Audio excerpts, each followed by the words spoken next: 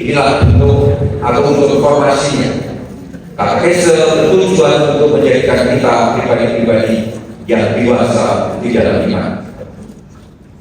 Dan semuanya bertujuan terjadinya perubahan atau transformasi, baik dalam diri sendiri, semakin dikuduskan, semakin disucikan, namun juga dalam kehidupan masyarakat, membawa perubahan bagi masyarakat umum. Dengan cara demikian, maka keselamatan yang dibawa Yesus Kristus semakin bisa dirasakan semakin banyak orang dan akhirnya berada dalam semakin kokoh di dunia ini. Maka tujuan akhir dari katekese adalah salus animam atau keselamatan jiwa-jiwa. Kalau kita mewartakan Injil, mewartakan kabar sukacita, kita mengajar bukan pertama-tama supaya saya terkenal, bukan supaya pertama-tama saya menjadi apa yang istilahnya itu viral. Menjadi apa? Viral, bukan itu. Namun supaya akhirnya semakin banyak orang yang mengenal Kristus, percaya kepadanya dan terselamatkan. Amin. Ini tujuan yang akhir. Seperti katakan Paulus pada jemaat Filipi, jadi supaya akhirnya dalam nama Yesus Kristus bertekun untuk segala yang ada di langit dan dengan itu apa ya? Roh-roh, pokoknya yang kelihatan. Yang ada di bawah bumi, di atas bumi yang kita katai. Yang di bawah bumi, cacing lagi. Cacing yang pendek, ular yang panjang, gajah yang besar, dan semut yang ini semuanya, semua ada di bawah, yang ada di bawah memiliki golongan ini bertutur pada Yesus. Tujuannya keselamatan jiwa-jiwa. Mengapa demikian? Mengapa harus berkatekese? Karena Yesus, karena kita semua adalah murid Yesus, maka mesti mengikuti perjalanan Yesus ini. Yesus datang ke dunia untuk menyelamatkan para manusia yang merupakan benda Allah. Injil Yohanes mengatakan, makanan itu ialah melakukan kepada Dia yang mengutus aku dan menyelesaikan pekerjaannya. Melakukan kepada Dia yang mengutus aku dan menyelesaikan pekerjaan. Aku datang tidak menuruti kehendak sendiri, melainkan kehendak Dia yang mengutus aku. Nah, pertanyaan, apa kehendak Dia itu? Kehendak Dia adalah ini. Kehendak apa? Yaitu supaya setiap orang yang melihat dan melihat Yesus dan percaya kepadanya berhidup hidup yang kekal, dan supaya aku membangkitkannya pada akhir zaman. Inilah kehendak Allah. Yesus datang ke dunia bukan kehendak Bapa, yakni menyelamatkan semua orang yang dipercayakan kepadanya. Nah, kita semua ikut bergerak dalam dinamika ini. Kita yang menyatakan diri murid Kristus dibaptis karena Dia, maka ikut terlibat di dalam dinamika Kristus yang datang ke dunia untuk mencari dan menyelamatkan. Melihat Yesus berarti mempunyai pengalaman batin, mempunyai pengalaman iman personal dengan Yesus. Gambarannya seperti Sakius yang tadinya tidak kenal Yesus, pengen mengetahui siapa Dia. Nah, perjumpaan dengan Yesus adalah mengubah seluruhnya. Dia yang tadinya mengumpulkan harta untuk keluarganya, begitu berjumpa dengan Yesus tadi berubah. Hartanya bahkan separuhnya diserahkan kepada orang miskin dan kepada semua yang pernah dirugikan dikembalikan 4 kali lipat. Ada perubahan yang sangat total, dan inilah yang terjadi karena melihat Yesus. Nah, melihat Yesus itu juga dibantu dengan pengajaran-pengajaran yang kita berikan siapa, termasuk juga melalui kesaksian hidup kita di tengah masyarakat. Supaya apa? Akhirnya orang yang percaya, yang meyakini bahwa ini salah satu selamat umat manusia, dan orang semakin memiliki iman yang dewasa. Iman dewasa dengan istilah yang lain lagi yang kita beri itu adalah CTMD. Cerdas, tangguh, visioner dan difabel. Cerdas, akhirnya saya bisa mempertanggungjawabkan secara alat, di otak alat. Saya sudah menjelaskan dengan baik.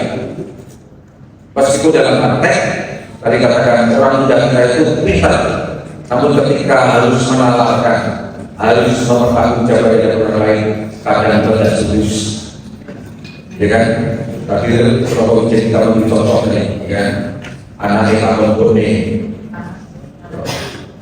kemudian mereka tadi yang berpakon, ramani, romoni, radom, pakon,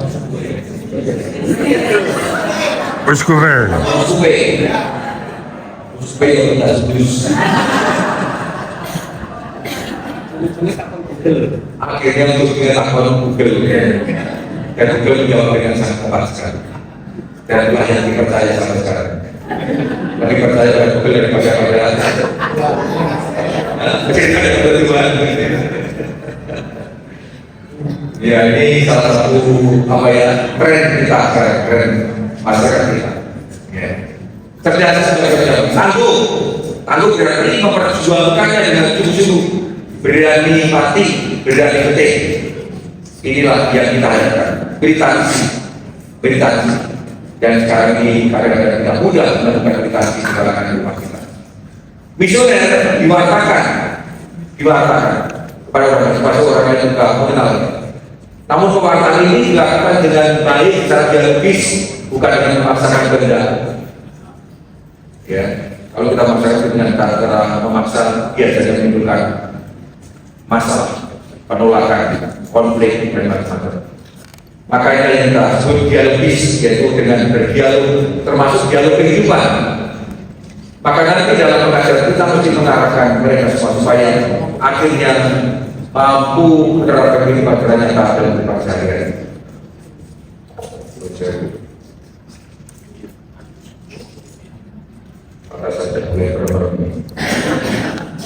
Semangat. Munjuk. Ini CTMP, cerdas, tangguh, visioner dan dialogis. Ini langkah-langkah yang kita akan diterapkan. Nah, berkat Yesus tidak lain merupakan cerita Yesus amat sendiri yang kita terima dalam Matius 28 ayat 9 sampai 20. Ketika Yesus berkata sebelum naik surga, karena itu pergilah, minggatau. Setan. Minggatau setan. Oh, manggatau. Ini ngomong itu manggatau orang minggatau. Pergilah, jadikanlah semua bangsa murid dan baptislah mereka dalam nama Bapa dan Anak dan Roh Kudus. Belum. Dan ajarlah mereka melakukan sesuatu yang telah kuperingatkan kepada. Dan ketahuilah, aku menyertai kamu senantiasa sampai pada akhir zaman. Amin. Tiga hal yang kami yang pergi, membaptis dan mengajar. Pergi, keluar dari sini. Kita yang telah diselamatkan berbagi ke orang lain. Jangan sampai keselamatan kegembiraan kita mesti dibagikan kepada orang lain. Dengan cara apa? Mengajar, memberikan mereka syukur dari antara mereka, akhirnya dibaptis. Baptis dalam arti yang luas berarti mengenal Yesus. Ada ketentuan baptis dewasa dan baptis anak-anak atau bayi. Baptis dewasa yang baptis yang diberikan kepada mereka yang umurnya 7 tahun penuh ke atas.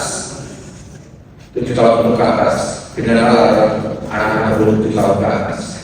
Sementara sebelum 7 tahun ke atas, belum 7 tahun itu dikategorikan anak-anak dan itu bisa sangat sederhana yang memberikan persiapan bersama orang tua dan bahagia. Pengajaran yang dimaksudkan di sini Yesus seperti bahasanya adalah pengajaran yang diberikan setelah peristiwa pembaptisan. Inilah yang dinamakan misteri. pengajaran katekisa terus setelah orang menjadi murid Kristus, supaya apa? Sekali kita tanam, tidak kita biarkan mati, namun kita obati, kita pelihara, kita rawat, sehingga kita bertumbuh berkembang dengan baik dan akhirnya berbuah limpah. Kita semua yang hidup dalam lingkungan pertanian sangat paham sekali. Kalau tanam pohon ya, kalau kita biarkan, tidak kita cori, tidak kita siani, tidak kita rawat, lama-lama juga akan mati. Kalau tidak mati, tidak akan bertumbuh dengan baik. Namun kalau kita rawat dengan baik, kita beri pupuk, maka akan bertumbuh dengan bagus dan berbuah. Tujuannya apa? Tujuannya adalah ini, supaya iman menjadi hidup, hidup eksplisit, nyata, kelihatan, dan akhirnya operatif, menggerakkan, mengubah segala sesuatunya. Ini tujuannya. Dia akhirnya melakukan sesuatu yang diajarkan Yesus dan memperoleh hidup yang kekal. Ini yang menjadi tujuan utusan kita. Dan mengajar, mewartakan, beri pancasila, mengalir dari baptisan kita masing-masing. Karena itu yang menjadi tugas semua umat beriman. Seperti katakan dalam Kanon 204. Umat beriman Kristiani ialah berkaya karena Tuhan baptis diinkorporasi, disatukan kepada Yesus, agar diselamatkan dengan Yesus. Dan jadi umat Allah tidak buka gereja, dan karena itu dengan caranya sendiri mengambil bagian dalam 3 tugas Yesus sebagai imam, nabi, dan raja. Karena itu ambil bagian dalam 3 tugas Yesus atau pria pendeta Kresi ini sungguh-sungguh mengalir dari baptisan kita. Ya.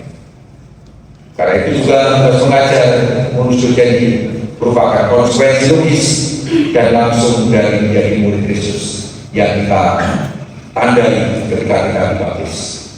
Maka menjadi tanggung jawab semua saja, bukan hanya imam, bukan hanya suster budir, kaum berjubah yang menanggung jawab semua saja. Bukan hanya katekis, guru agama, namun semua saja.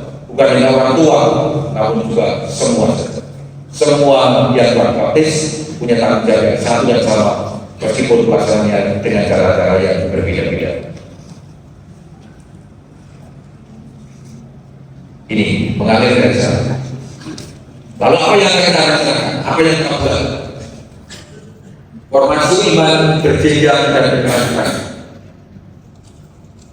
Ada perencanaan yang matang, dan kita sudah dibantu dengan berbagai macam cara, termasuk kemarin dengan kepas online. Ya. Di sana kita mendapatkan sesuatu bahwa bahan pengajaran iman mesti kita lakukan disusun dengan memperhatikan jenjang usia masing-masing, mulai dari piut, pia, per, pion, dan piul, sampai akhirnya Peot. Peot sudah masuk surga, ya. Perkembangan kejiwaannya, masing-masing tahapan punya pergulatan kejiwaan yang berbeda-beda. Maka kita tangkap, kita uji, dan kita siasat supaya mengenal pengajaran kita. Kenapa kalau pengajaran untuk orang dewasa diberikan kepada anak-anak pasti dia akan masuk, ya. Meskipun tentu ini caranya kurang lebih mirip-mirip. Termasuk memperhatikan pergulatan imannya, pengampunya, dan metodenya supaya ini mengenal bagi masing-masing. Karena nanti diharapkan masing-masing yang berkepentingan, termasuk komka, komkel, pemuda, dan yang lain-lain, ikut bersama-sama merencanakan bagaimana formasi iman terjadi bisa kita lakukan secara bagus, secara tertata. Sumbernya macam-macam, ya. Kita cuci pasti yang paling utama, magisterium atau adanya dari gereja, kemudian buku referensi, termasuk ikut-ikut kemarin, dan juga yang kita lakukan hasil survei kita yang masih bisa dikembangkan terus. Ini berkaitan dengan sumber. Berjenjang artinya apa? Berjenjang mengacu pada sebuah proses yang dibagi dalam tahap-tahap, dan setiap tahap memiliki fokus tujuan tertentu. Nah, berkaitan dengan jenjang ini, kita sudah menentukan jenjang mulai dari anak-anak piut ya sampai piut. Seperti dikatakan oleh Robigen dan saudara survei, ternyata bahwa yang paling mendapatkan perhatian dengan bagus adalah untuk Pia dan Ben. Pia dan Ben rata-rata di paut terus. Ya, kemarin di Kementerian Jakarta, bukan kemarin dan sekarang di Jogja Barat, bagus, lumayan bagus. Sementara yang lain-lain belum banyak tersentuh. Salah satu masa yang rawan sekali adalah masa-masa setelah penguatan, khususnya UMK. Ini masa-masa yang membutuhkan perhatian lebih untuk masa depan. Karena ini masa-masa kritis, masa-masa di mana mencari pedoman, mencari pegangan itu. Dan kalau tidak terdampingi, mereka bisa salah arah, salah langkah, dan akhirnya salah kehidupannya. Salah juga ya, akhirnya. Berkesinambungan berarti terus banyak hidup, dan ini menyangkut berbagai macam tema, mencakup kedalaman pengetahuan agama, pemberdayaan spiritual, pengajaran ajaran agama, dan lain sebagainya. Formasi iman dan berkaitan memandang iman sebagai suatu perjalanan yang terus berkembang, bukan sesuatu yang statis. Terus maju, ada dinamika. Makanya kita harapkan nanti terjadi dalam pembinaan umat kita dari awal sampai akhir. Gambarnya seperti ini, ya. Meskipun ada jejaknya satu sama lain, ya, ada tahap-tahapnya, namun ada benang merah yang mengikat. Maka saya berharap nanti dalam penyusunan bahan supaya ada kesinambungannya, maka antara tahap itu ada link yang ada sesuatu yang tarik terus tidak ada benang merah yang bisa mengikat satu sama lain, tidak terputus satu sama lain. Nah, ini yang sampai sekarang ini masih harus kita perhatikan baik-baik supaya mulai dari dium sampai dium itu semakin dalam. Mungkin kita awal itu berbicara mengenai dasar-dasar pengetahuan, dasar iman yang kemudian lebih dewasa, lebih berkaitan dengan soal penerapan dalam kehidupan sehari-hari.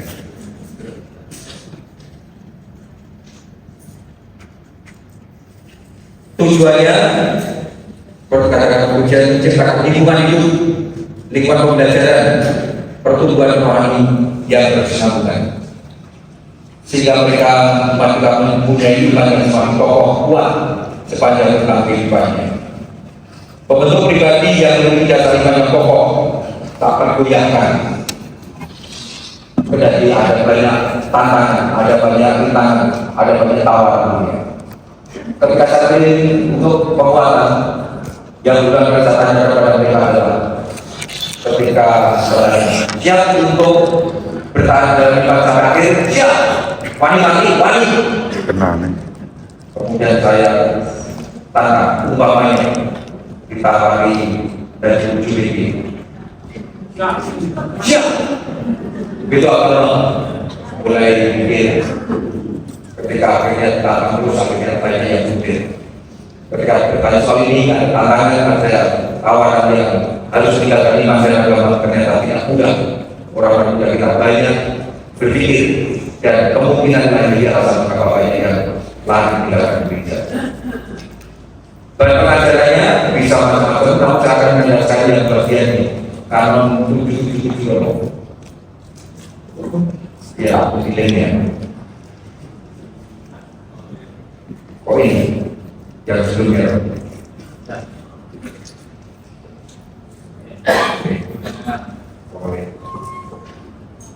Yang kanonnya 77.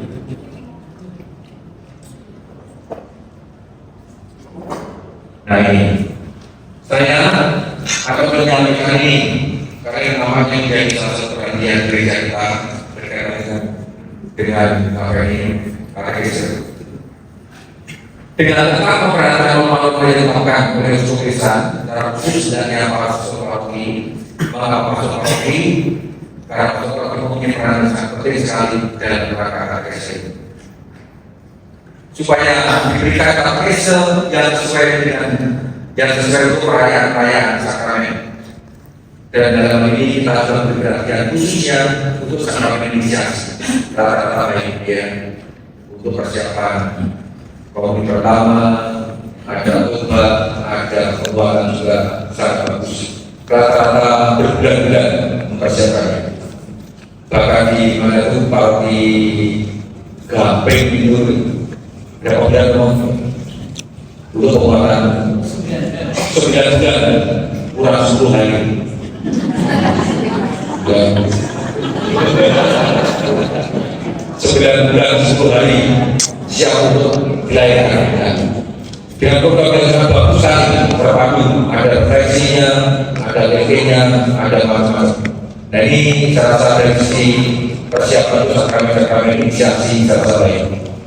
Yang lain-lain ini perlu dikembangkan. Ya.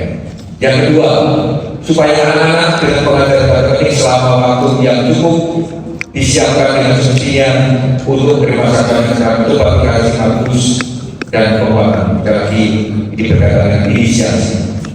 3, supaya anak itu sesudah menerima kopi pertama dikembangkan dengan pengajaran ketiga yang lebih berlimpah dan mendalam. Kecenderungan kita setelah kopi pertama pelajaran sekian bulan selesai penerimaan terus berhenti.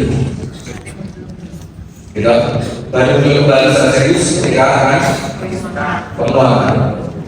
Penguatan hilang, berhenti lagi pendampingan secara asal pusat pertubuhan. Baru muncul lagi ketika menikah. Menikah persiapannya berapa lama?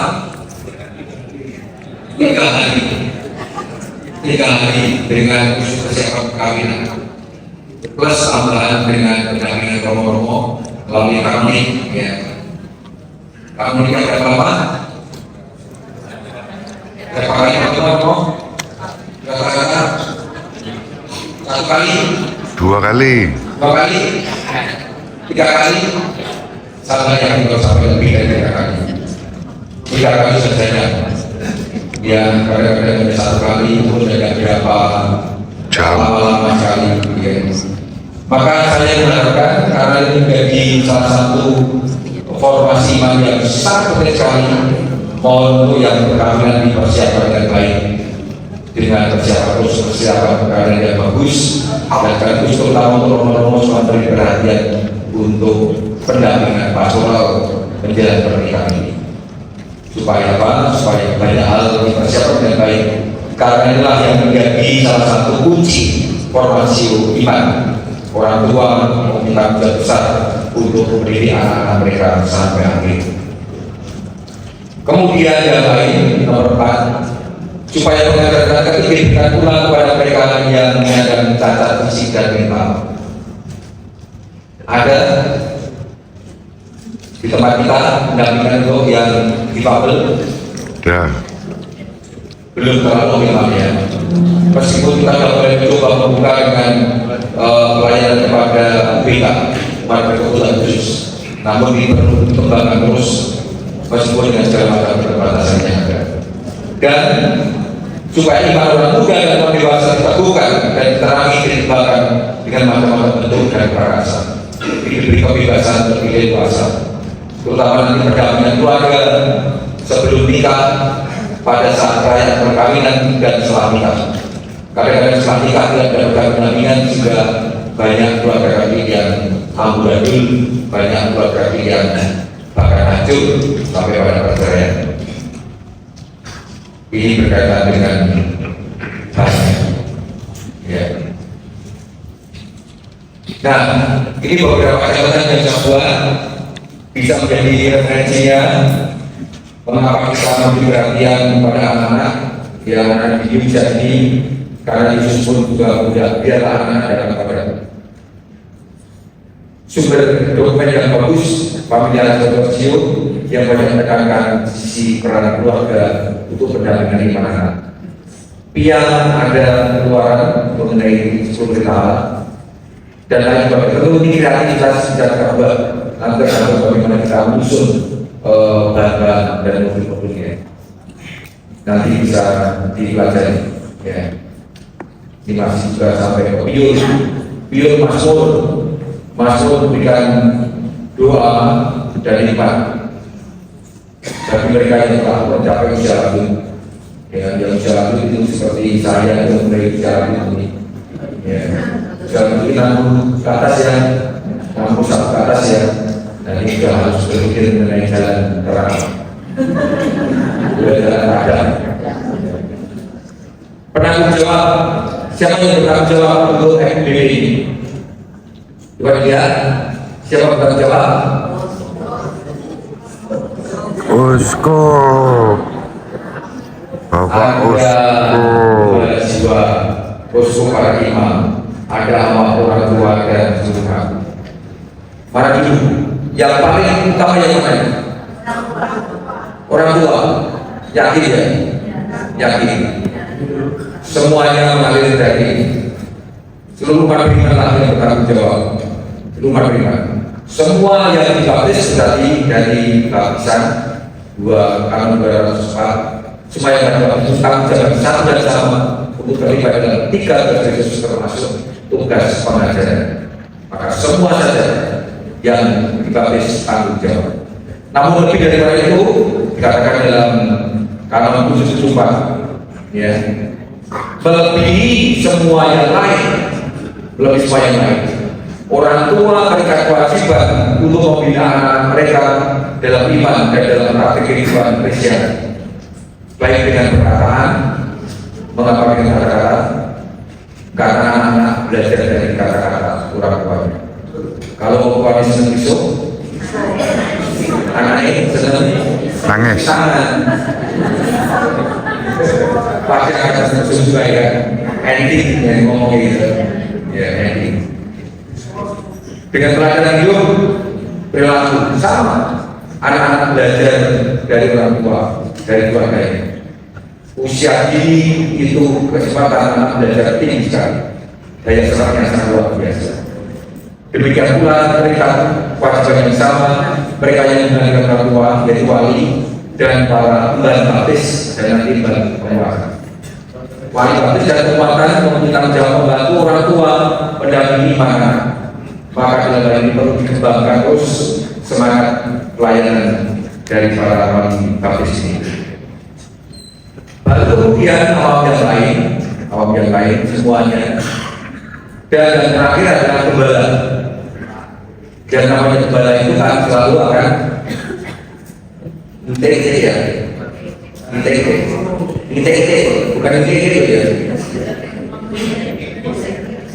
Pokoknya itu mengarahkan termasuk meminta tolong. Maka misalnya kata suka ada di atas sendiri itu karena itu paling gampang kalian ini tinggal perintah atau minta tolong. Dulu di rumah ini. Dulu di rumah mungkin nanti orangnya Pak Bu dulu aku berikso ya, sadar diri ya.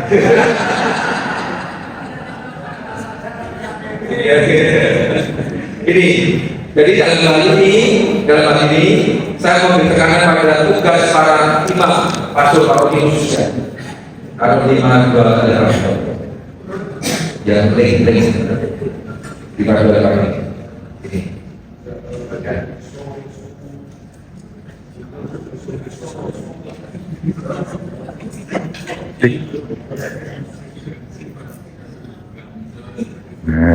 Cara dia aku diam, aku tinggal aku bilang kami saja ibu dengan ada nah ini, saya beri tekanan di sini karena pastor paroki mempunyai peran yang sangat luar biasa. sangat tinggi dan cukup dipercaya juga oleh gereja. Pastor Karomi, ya, terikat kewajiban untuk mengusahakan agar sabda Allah diwartakan secara utuh kepada orang-orang yang tinggal di parokinya, entah itu warga parokinya atau bukan warga parokinya. Maka hendaknya yang mengusahakan agar umat beriman Kristen awam mendapatkan pengajaran dalam kebenaran iman, terutama dengan diri yang harus diadakan pada hari-hari Minggu dan hari-hari Misa wajib, dan juga dengan memberikan pembinaan terketik. Dan hendaknya ia membina karya-karya untuk mengembangkan semangat Injil, juga yang menyangkut keadilan sosial. Hendaknya ia memperhatikan secara khusus pendidikan Katolik anak-anak dan umat muda. Hendaknya ia dengan segala upaya juga bekerjasama beriman Kristen mengusahakan agar para Injil menjangkau mereka juga yang meninggalkan praktek keagamaannya atau tidak menurut iman yang benar. Lihat, tanggung jawab paroki sangat luar biasa, tidak mudah, banyak sekali. Maka yang mungkin dikerjakan sendiri, maka di sana mengharapkan kerjasama dengan para beriman Kristen, pandai dan semua. Maka kita membentuk satu tim bersama-sama yang bekerja bersama untuk menggiatkan FIPP.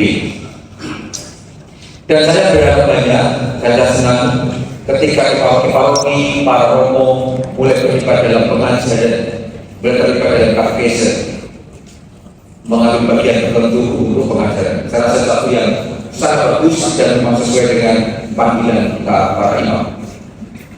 Maka ini saya tekankan karena supaya jangan sampai kita terlena dan tidak ambil bagian secara penuh dalam pembinaan umat ini.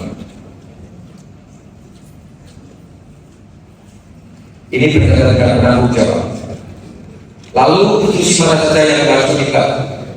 Sekali lagi, yang pertama paroki pasti, ya, karena ini menjadi rumah pembinaan yang paling utama yang mau tidak mau harus terjadi. Cukup pada Tuhan yang dikatakan ada 75%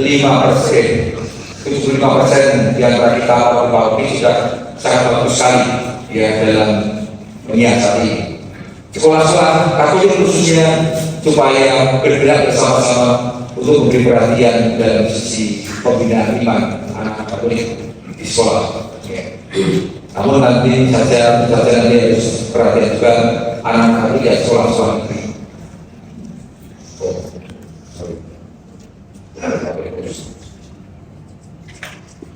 Kemudian metode atau ini rencana kita katekese sepanjang tahun.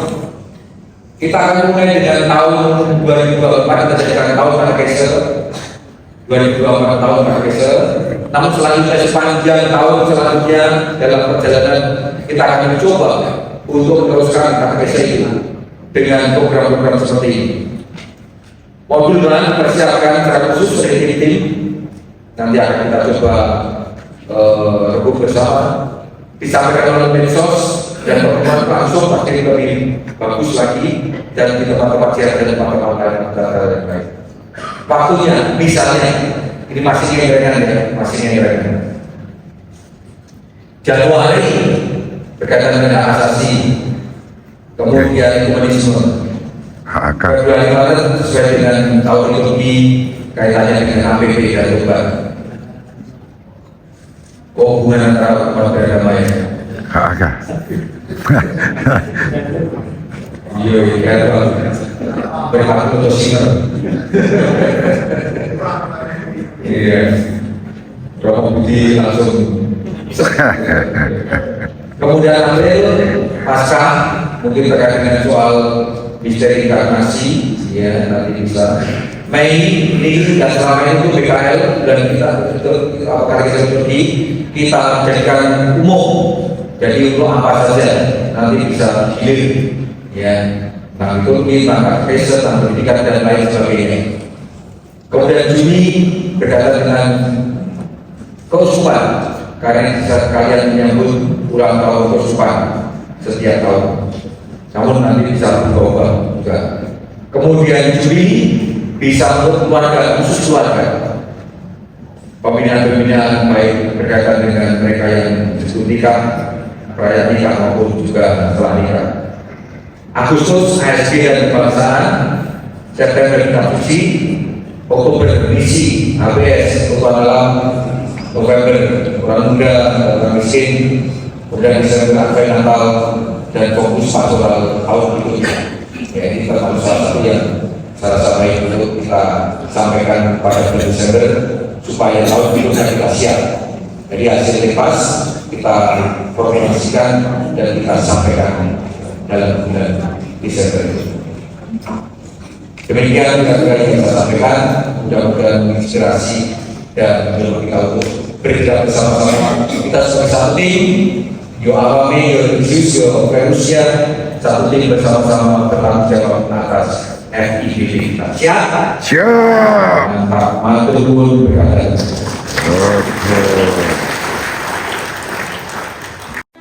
Sahabat peradaban kasih yang terkasih, sampai jumpa pada episode berikutnya. Terima kasih atas kebersamaan kita. Salam peradaban kasih ekologis. Berkah dalam